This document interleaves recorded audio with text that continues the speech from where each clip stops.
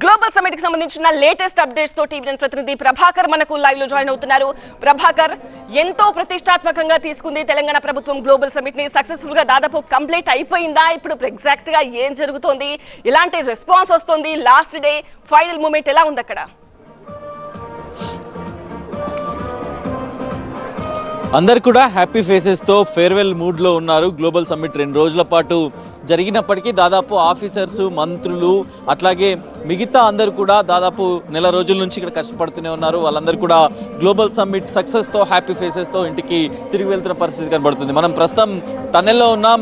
ఈ టన్నెలే ముందు నుంచి ఆహ్వానం పలికింది. ప్రతి గెస్ట్కి కూడా ఈ టన్నెల్లో నుంచి ఎల్ఈడి టన్నెల్ ఇది, ఈ టన్నెలే ఆహ్వానం పలికింది. అందరూ కూడా లాస్ట్ టైం ఒక ఫోటోగ్రాఫ్ దిగుతూ ఇక్కడ నుంచి వెళ్తున్నారు. మీరు చెప్పినట్టుగా ఇంతకుముందు గ్లోబల్ సమ్మిట్లో విజన్ డాక్యుమెంట్ ఎంత ప్రాధాన్యత ఇచ్చారో, సో దాన్ని అంతే ప్రతిష్టాత్మకంగా ఆవిష్కరించారు సీఎం రేవంత్ రెడ్డి.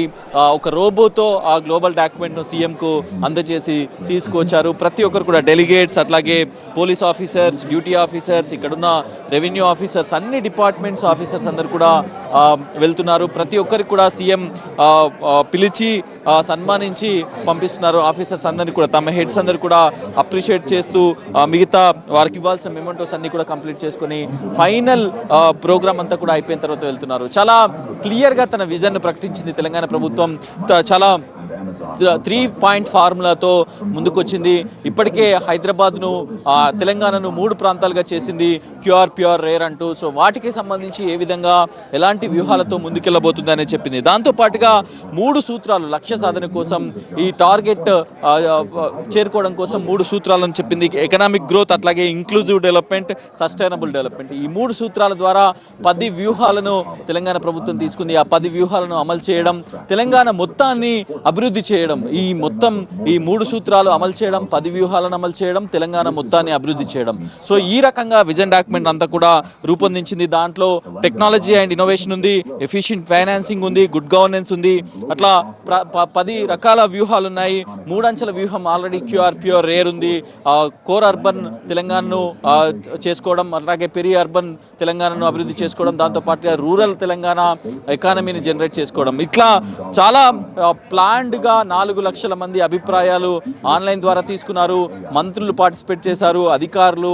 నీతి ఆయోగ్ దీనిలో కీలక పాత్ర పోషించింది అంటూ ప్రభుత్వం చెప్పింది. నీతి ఆయోగ్ని సంప్రదించారు. నీతి ఆయోగ్తో పాటుగా అడాబ్ సిఇఓ శాంతను నారాయణ్ లాంటి పెద్ద పెద్ద సిఇఓలు, ఎకనామిస్ట్ల ఆలోచనలు కూడా దీంట్లో పంచుకున్నారు. దాంతోపాటుగా వీటితో పాటుగా ఈ 10 వ్యూహాల్లో మెయిన్గా క్యూఆర్, ప్యూర్, రేర్ని అభివృద్ధి చేయడం, దానికి ఒక ప్రత్యేక నమూనాను ఏర్పాటు చేయడం, లైక్ హెచ్ఎండిఏ, జిహెచ్ఎంసీ లాంటి వ్యవస్థలను దీనికోసం ఏర్పాటు చేయడం లాంటి అంశాలను కూడా తెలంగాణ ప్రభుత్వం తీసుకుంది. ఇక ఇవన్నీ విజన్ డాక్యుమెంట్లో పేర్కొన్నవి అయితే, కొన్ని అంశాలను తెలంగాణ ప్రభుత్వం చాలా ప్రతిష్టాత్మకంగా తీసుకుంది. ఇక్కడ హైలైట్గా మనం చెప్పాల్సిన అంశాలు డబ్ల్యూఈఎఫ్. తెలంగాణలో డబ్ల్యూఈఎఫ్ వైబ్ కనిపించింది. వరల్డ్ ఎకనామిక్ ఫోరం స్విట్జర్లాండ్లో దావోస్ అనేది ఒక చిన్న సిటీ. అక్కడ ప్రపంచ ఆర్థిక సదస్సు జరుగుతుంది. ఎన్నో దేశాలు అక్కడికి పెట్టుబడుల కోసం వస్తాయి, ఎన్నో కంపెనీలు పెట్టుబడుల కోసం వస్తాయి. ఆ వైబ్ అంతా కూడా ఈ రోజు తెలంగాణలో ఫ్యూచర్ సిటీలో కనిపించింది. 2 రోజుల పాటు ఎన్నో కంపెనీలు పెట్టుబడులు పెట్టాయి. ఎనర్జీలో అత్యధికంగా ఎంఓయూస్ అయ్యాయి.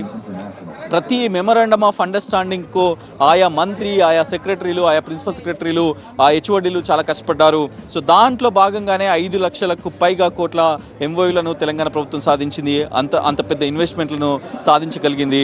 సో రేపు డబ్ల్యూఎఫ్లో కూడా ఐటీ అండ్ ఇండస్ట్రీస్లో కూడా అదే లెవెల్లో పెట్టుబడులు వస్తాయని చెప్తున్నారు. ఇవన్నింటినీ ల్యాండ్ చేయడం కోసం, సక్సెస్ఫుల్గా ల్యాండ్ చేయడం కోసం, ఎగ్జిక్యూట్ చేయడం కోసం దీనికి ఒక ప్రత్యేక మెకానిజాన్ని, ప్రత్యేక ప్రణాళికను ఏర్పాటు చేయడానికి కూడా తెలంగాణ ప్రభుత్వం రెడీ అవుతుంది. సో మొత్తానికైతే సక్సెస్ఫుల్గా గ్లోబల్ సమ్మిట్ కంప్లీట్ అయింది.